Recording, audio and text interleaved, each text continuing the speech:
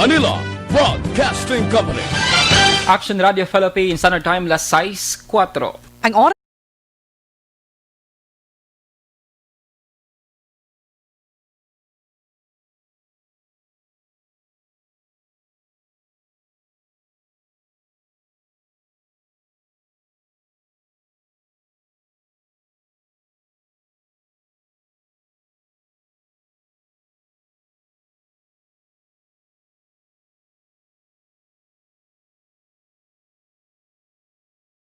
Aksyon! Balita Evening Edition. Magadulong sa inyo sang mga nagapanguna nga balita lokal, national, international, sports, kag entertainment. Aksyon! Balita Evening Edition. Kag karon ang inyo news team. Aksyon Balita Evening Edition. Mayong gabi syudad sa Bacolod, Western Visayas, kag Bugos nga Pilipinas. Welcome na sa pagpangalagad sa Aksyon Balita Evening Edition. Karon nga adlaw, Miyerkules, Desyembre 16, tuig 2020. Makitan kita live sa among official Facebook page kag sa YouTube channel ang Aksyon Radyo Bacolod. Kag mabatian pag sa www.actionradyobacolod.com.ph. Kaming inyo mga tagbalita. Action and Defense. Kag Aksyon Day Salazar para sa mga headlines sa una kita sa mga balita lokal. Holiday lockdown sa syudad sa Bacolod, wala sang kamatuoran na suno kay Vice Mayor Familyaran. Performance enhanced incentives sa mga empleyado sa Kapitolyo ipanagtag buwas nga adlaw. Sa balita national, DOH liwatigin pathag ang importansya sa pagsuksok sang face shield. Appointment sa bago nga commissioner o kung COMELEC commissioner pending bangod may kulang nga dokumento. Sa atong balita international, babakod niya COVID-19 response nagkabulig sa Vietnam sa madasig nga economic recovery. Sa sports balita, Antetokounmpo nagperma sang bago nga 5 katuig nga kontrata sa Milwaukee Bucks. At sa atong balita entertainment, tradisyon ni Lord Cadana nga 12 days of Christmas ginpadayon sa iya pamilya. Aksyon Balita Evening Edition. Detalye sang mga balita lokal pagkatapos gid lamang sining.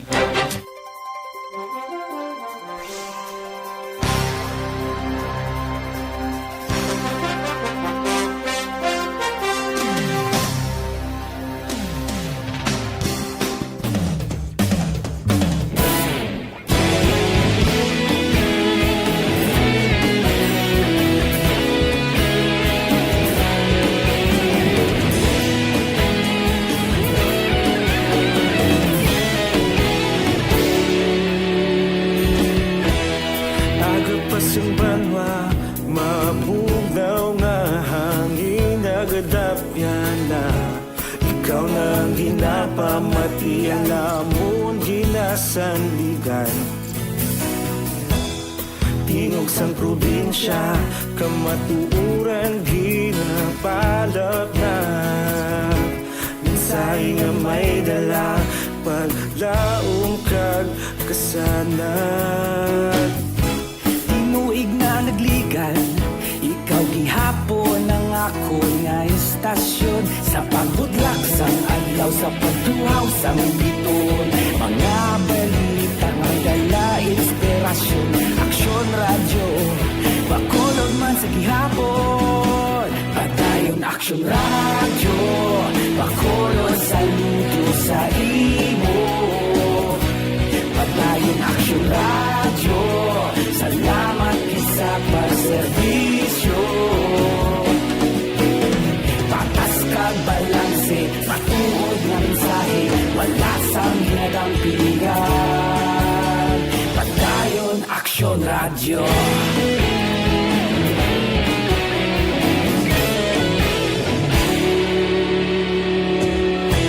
Bacolod nun kag Negrosanon, inyong pamatian.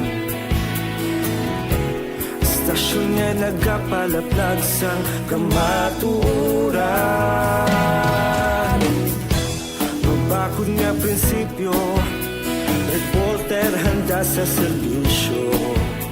Kahapon, karon kag sa gihapon, kita magapadayon. Tinuig na nagligan, ikaw gihapon ang ako nga istasyon. Sa pagbutlak sang adlaw, sa pagtuhaw sang biton. Mga balita na may dala inspirasyon.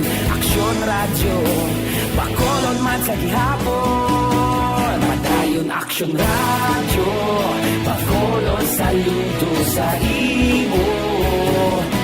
Padayon aksyon radyo, salamat sa pagserbisyo.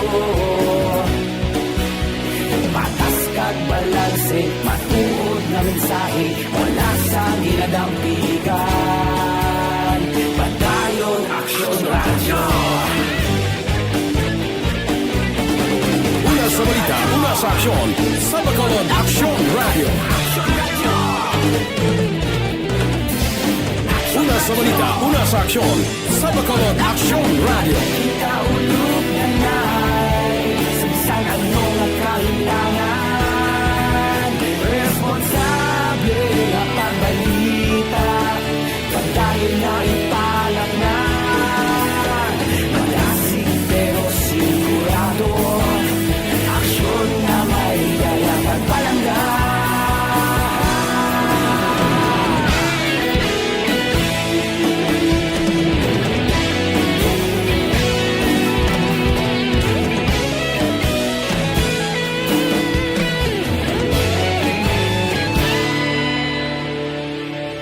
Padayon aksyon radyo, Bacolod saludo sa imo.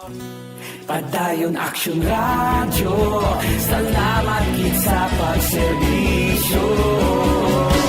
Padayon aksyon radyo, Bacolod saludo sa imo. Padayon aksyon radyo, salamat gid sa pagserbisyo.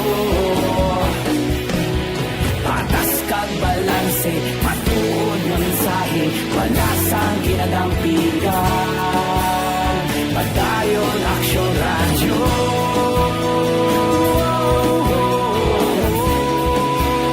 Padayon aksyon radyo.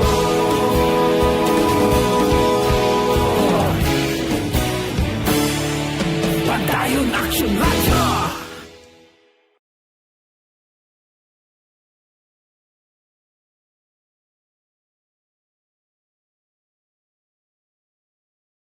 Aksyon Balita, Evening Edition. Action Radio Philippines, Standard Time, alas 6:12 kagaron sa detalye na sang mga balita lokal. Wala sang kamatoran nga may patuman nga holiday lockdown diri sa may syudad sang Bacolod karon nga bulan sang Disyembre. Ini ang paglaro ni Vice Mayor Alcide Familiaran, Chairman sa Bacolod IATF, matapos nga naglaptang sa laang impormasyon nga mayara sang lockdown sa syudad. Sa interview sa Action Radio, ginpahayag ni Familiaran nga wala sang basihan para ipatuman ng lockdown sa syudad. Bangod padayon sa karon nga naganubo ang COVID-19 cases. Ginakabig ni Familiaran nga fake news kag di maayo nga hilikoton nga nagapatalang sa tawo ang nasambit nga report. Dugang pasini nga ini ang seryoso nga butang ilabi na nga yara karon sa krisis ang syudad nga nagatugas ang anxiety sa publiko ilabi na sa mga negosyante kag may mga trabaho. Naobserbaran sang Vice Alcalde nga wala may ni nagakatabo siban nga local government unit diri sa may Negros Occidental kundi diri lamang sa may syudad sa Bacolod. Ginpathag sang Vice Alcalde nga mayara lamang sang moratorium sa mga locally stranded individual kon LSI pumalin Disyembre 21 to Enero 3 sa tuyo nga matagan man sang tiyo ng mga frontliners nga makapahuway matapos ang siyam kabulan nga pakig-away kontra COVID-19. Well, technically na there will be no lockdown. Anong grounds na may lockdown?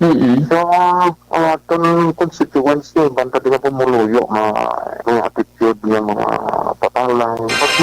Dapat yan si Bacolod Vice Mayor Alcide Familiaran. Ginkilala si Dr. Chris Sorongon, ang Deputy for Medical sa Bacolod Emergency Operations Center kon EOC bilang isa sa 17 ka mga outstanding Filipino volunteers sa Pilipinas. So kay Sorongon, siya ang tiglawas ng Region 6 sa national level sa sininga pagkilala nga ginorganisa sa National Economic Development Authority kon NEDA. Sa Region 6, 19 ang ginkilala nga outstanding volunteers. Lakip na diri ang mga volunteers ng Bacolod EOC nga sanay Dr. Hector Gayares Jr., John Dave Duanas, kag Dr. Michael Thomas Salvador. Ginpatag ni Sorongon nga nangin basihan sa sili nga pagkilala ang ila trabaho sa pag-volunteer angod sa COVID-19 kay iban pa. Para kay Sorongon, siya lamang ang tiglawas ng Bacolod bangod ini ang pagkilala ang para sa mga tao sa likod sa Bacolod EOC. Sa iban nga balita lokal, magadangat sa masobra 140 ka mga pwestong sarang nga mabaligyan sa Bacolod Vendors sa Christmas Bazaar 2020 sa may palibot sa Bacolod City Public Plaza karon nga bulan sang Disyembre. Ginpag na Executive Assistant Ernesto Pineda ang pamuno sang Sectoral Concern Office, ginaokupar sa karon sang Diocese sa Bacolod ang portion sa Dalan Rizal sa area sang plaza. Ang area naman sang Dalan San Juan ang baligyan sa mga miyembro sa Bacolod Vendors Association. Ang portion sang Dalan Gatuslao ang para sa mga Bacolod Gatuslao Vendors Association. Ang Dalan Gonzaga ang para naman sa Fruit Vendors Association. Suno kay Pineda, may iban nga vendors ang nag-umpisa na sa pagbaligya samtang ang iban ang nagaproseso pa sa pagkuha sang special permit. Magalawig ang bazaar tubtob Enero 6 sa tuig 2021. Kahapon nga daw Martes ang ginpaidalam sa orientation ng mga nagpakigbahin sa programa para sa mga protocol nga dapat ipatuman. May pahamtang man ng mga personnel sang Peace and Order Safety Office sa Conposo para magbantay sa lugar. Nakawaton si Vice Mayor Elcid Familyaran sa pilakatawag angod sa pilaman ka mga nagalapas sa pagtuman sa minimum health standard sa pag-umpisa sa simbang gabi. So kay Familyaran, ang chairman sa Bacolod IATF, ang problema ang hindi sa sulod sang simbahan bangod na sunod ang social distancing. Apang ang problema, yara sagwa sang simbahan. Ginklaro sang Vice Alcalde nga hindi tanan nga simbahan ang may bayulasyon. So kay Familyaran, ang Bacolod City Police Office ay nagpahamtang naman sa personal sa mga simbahan para masiguro ang pagsunod sa mga health protocol. Sa karon suno sa opisyal, pag-obserbahan o pag-obserbahan sa ang sitwasyon sa simbang gami sa masunod nga mga inadlaw kag kung may paglapas pa sa protocol, magadugang sa mga tanod kag pulis sa area sa mga simbahan. Sa dugang pang nga balita lokal, ipanagtag na buwas ngedlaw Webes ang 5,000 pesos nga performance enhancement incentive kon PEI sa kada empleyado sang gobyerno probensyal sang Negros Occidental. Edeng ginpahag ni Provincial Administrator Attorney Ray Fernando Diaz II. Suno kay Diaz, sa mabot nga Martes naman Desyembre 22, ihatag man ang collective negotiation agreement kon CNA bonus kag incentive benefit for exemplary service. Apang ginkaro ni Diaz nga si Governor Bong Lacson ang opisyal nga mag-aanunsyo kung pila ang CNA kag IBES nga batunon sang kada empleyado.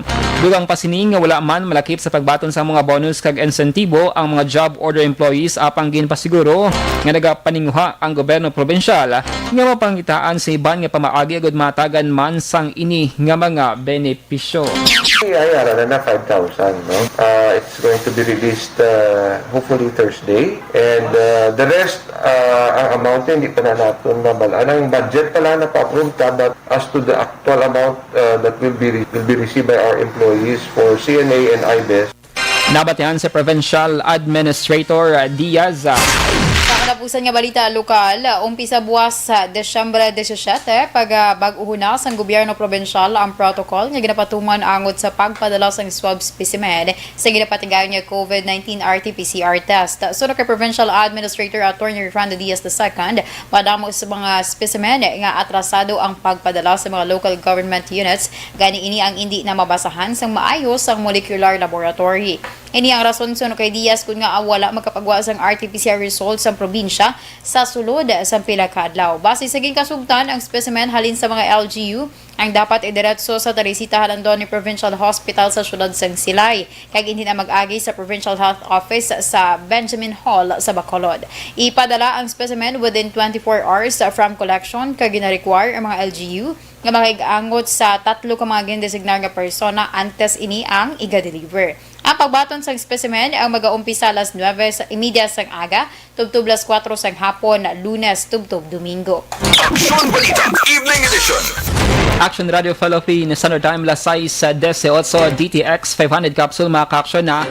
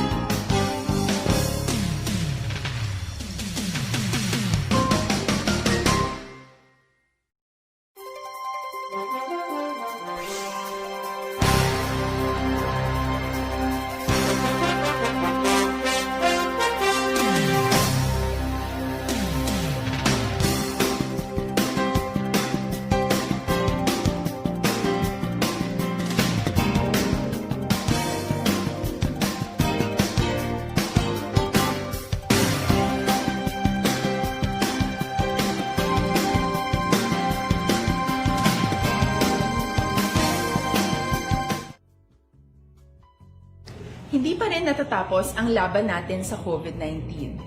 At sa labang ito, isa sa pinakamahalagang armas natin ang tamang impormasyon. Importanteng maalam tayo kung paano ba natin mababawasan ang tsansang mahawaan tayo ng COVID-19. Pero, ano nga ba ang alam natin ngayon tungkol sa pagkalat ng COVID-19?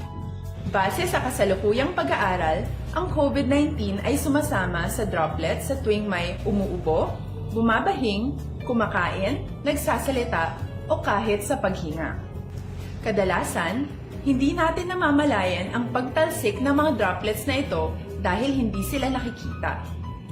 Ano naman ang magagawa natin para maibaba ang exposure natin o tsansang magka-COVID? Kailangan nating maibaba ang exposure mula sa virus tuwing nakikipagsalamuha tayo sa iba. Isa sa pinakamainam na tool ang face mask upang mabawasan ang ating exposure at ang pagkalat ng COVID-19. Kaya naman, face mask ang bida topic natin for today. Binabawasan ng mask ang tsansang makahawa at makapanghawa tayo sa ibang tao. Ayon sa current studies, kaya nitong bawasan ang ating risk of infection ng 67%. Ngayon, napakadami ng face mask na available para sa atin. Ika nga options, options, options. So, how do you get to decide which one to use? I-ready ang inyong mga phone at i-screenshot ang mga comparison na ito ng iba't ibang mask.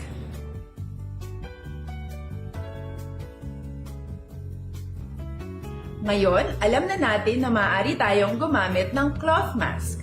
Alalahanin po na hindi pwedeng i-side A at side B ang cloth mask. Labhan ito araw-araw gamit ang maligamgam na tubig, detergent at bleach. Para naman po sa mga medical or surgical mask, tandaan na hindi ito maaaring i-recycle. Itapon na ito pag madumi na, basa na o gamit na.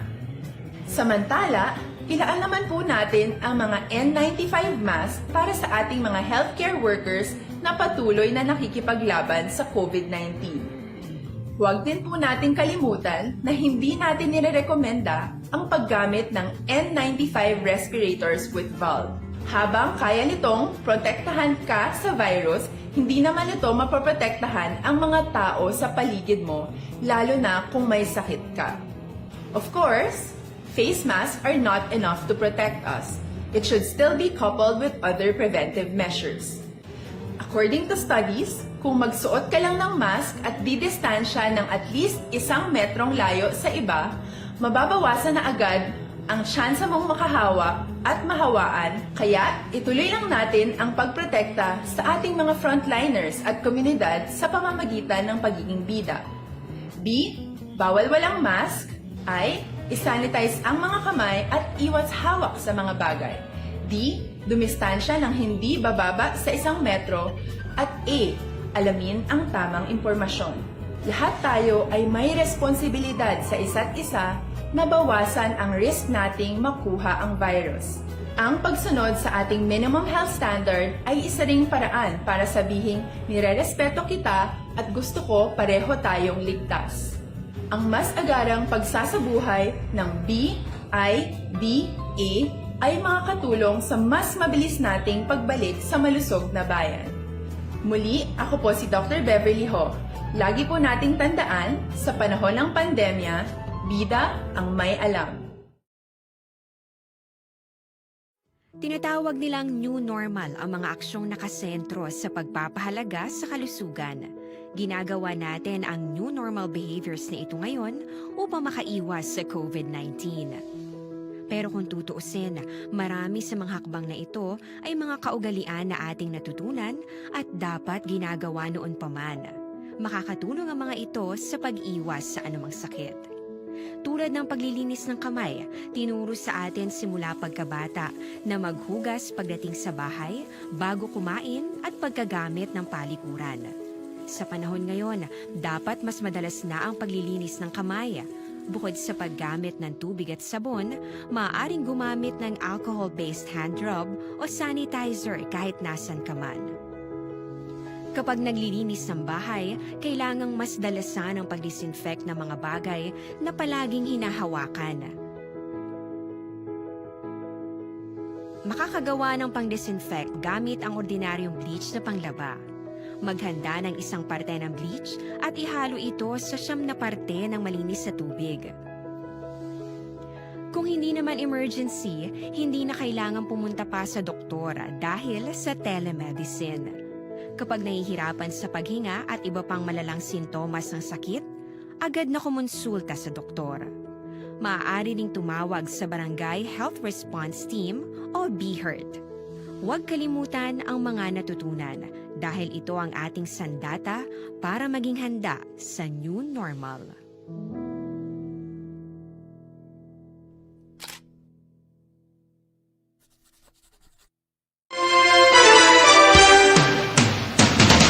Lasay sa 26 Action Radio Philippines Standard Time kagaron sa detalye na sang balita nasyonal.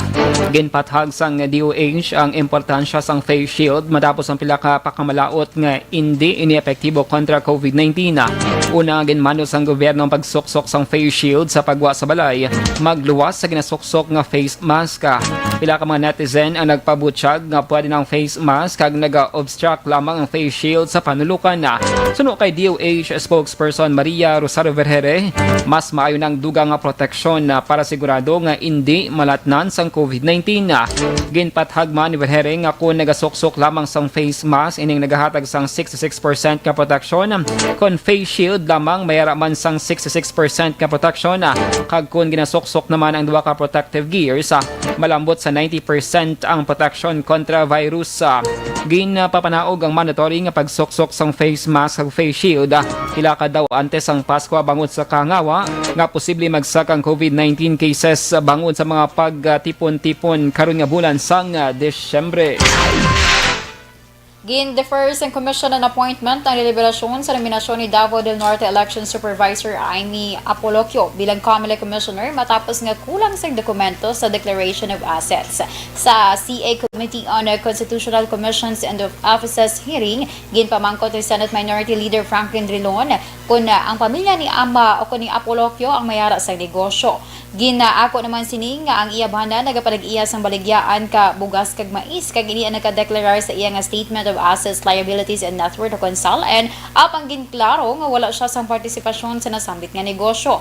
Apang ginpahayag naman ni Drilon nga dapat ginlakip ni Apolloquio ang value sang assets sang iya bana sa nasambit nga negosyo. Tungod sini, ginaduso ni Drilon nga isuspend ang deliberasyon samtang pending pa ang pagpasa sang dokumento. Samtang nakahanda ang pulis kag militar sa posible pagpangatake sa mga rebelde karon nga holiday season. Iningin pa ni National Security Advisor Hermogenes Esperon matapos ang anunsyo ni Presidente Rodrigo Duterte nga wala sang holiday ceasefire. Ang Armed Forces of the Philippines sa Philippine National Police karon ang napaidalom na sa red alert status. Una gintugutan sa Communist Party of the Philippines sa CPP ang ilang armed wing nga magpatigayon sa tactical offensives batok sa mga nag-atake sa ila, ilabi na ang may kahimuan sang massacre kag extrajudicial killings nga kilala sa mga grave abuses kag pagbayolar sang tawhanon nga kinamatarong. Suno kay Esperon, kung mayara gid man sa enkwentro, nakahanda ang tropa sang gobyerno. Una ginpangabay sang CPP Central Committee ang tanan nilang party committees, NPA units kag mass organizations nga magpatigayon sang secret meetings kag assemblies para sa mabot nila nga ika-52 nga anibersaryo. Pasiguro ni Presidente Rodrigo Duterte kag sang iya nga mga gabinete nga hatagan sang dugang nga 3.5 billion pesos ang pondo para maparehistro ang dugang nga 20 million Pinoy sa National ID System sa masunod nga tuig. Sunod kay Presidential Spokesman Harry Roque, ang gobyerno una nga nag-set sang target nga 50 million katawo sa katapusan sang 2021.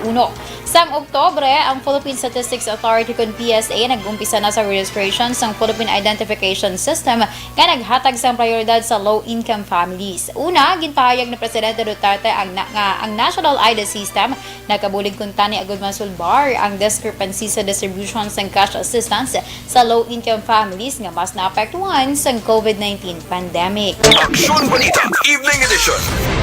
Detalye sang balita international, sports ug entertainment pagkatapos gid lamang sini.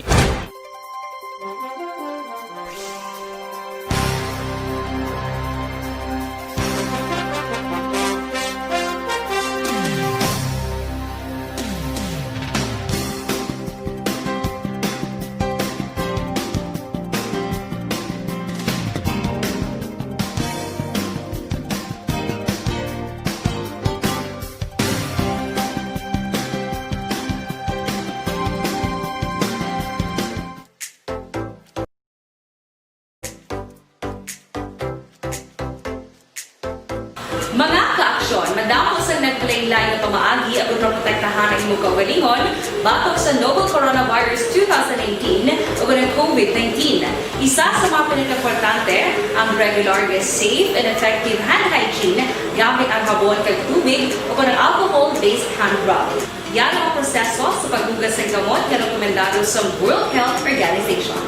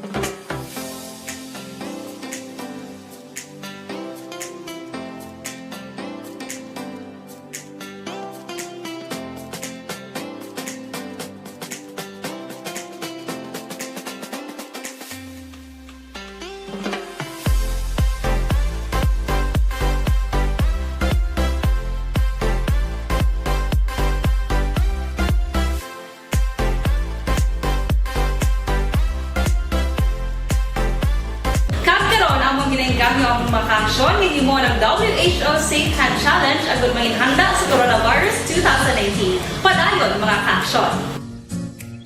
Aksyon Radio!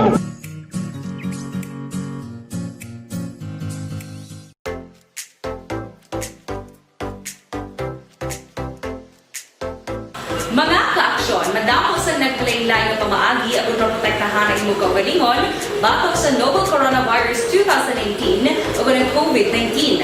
Isa sa mga pinaka-importante ang regular, safe, and effective hand hygiene gamit ang habon kag tubig o ng alcohol-based hand rub. Yan ang proseso sa paghugas ng gamot na rekomendado sa World Health Organization.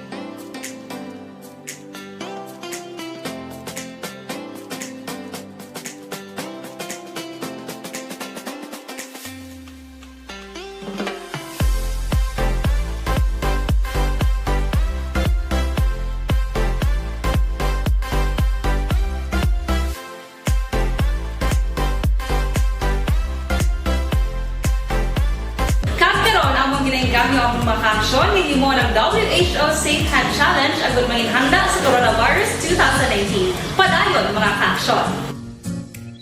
Aksyon Radio!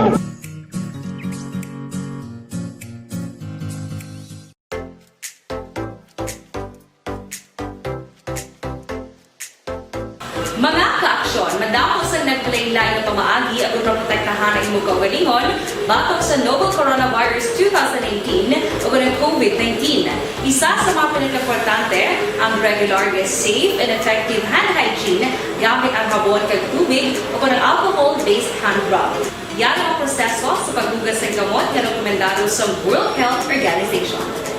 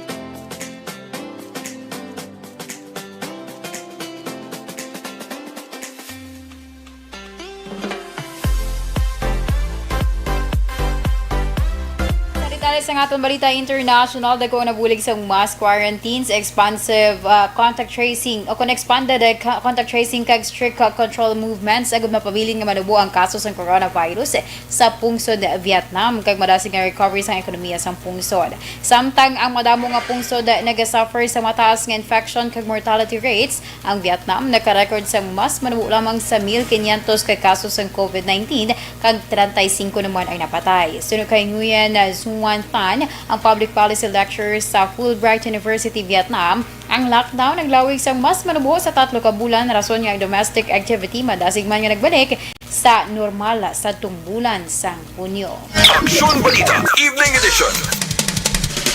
Sa sports balita, liwat nga magapabilin sa Milwaukee Bucks si Giannis Antetokounmpo matapos ang bagong nga deal sa team. Si Antetokounmpo ang magasulod na kuntani sa free agency sa masunod nga tuig tubtob nga nagsugot ini sa 5 ka tuig nga deal sa Bucks. This is my home, this is my city. Inisuno sa 2-time MVP matapos nga mangin kabahin sa gihapon sang Bucks sa masunod nga 5 ka tuig. Sunod sa report ang contract extension sang atleta nagabalor sang $228 million. Gindominar sang 26 anyos nga atletang NBA damlaglang matapos nakuha ang season MVP honors kag Defensive Player of the Year award. Si Antetokounmpo nag-average sang 29.5 points kag 13.6 rebounds sa kada hampang.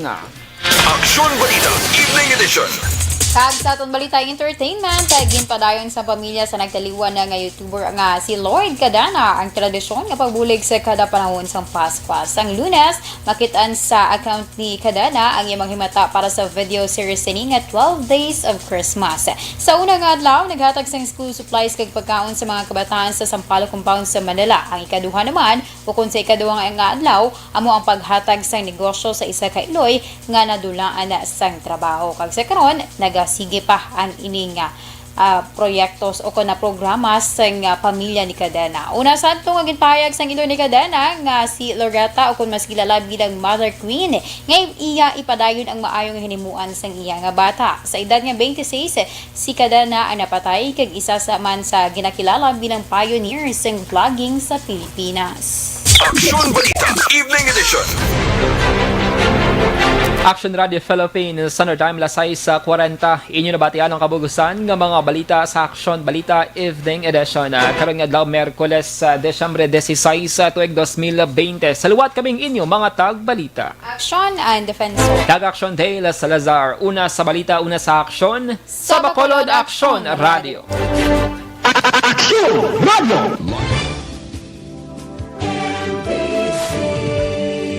Manila Broadcasting Company.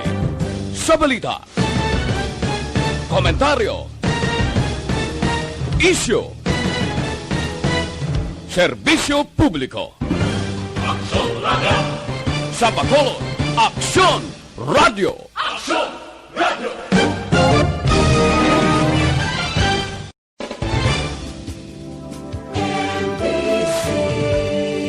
Manila Broadcasting Company.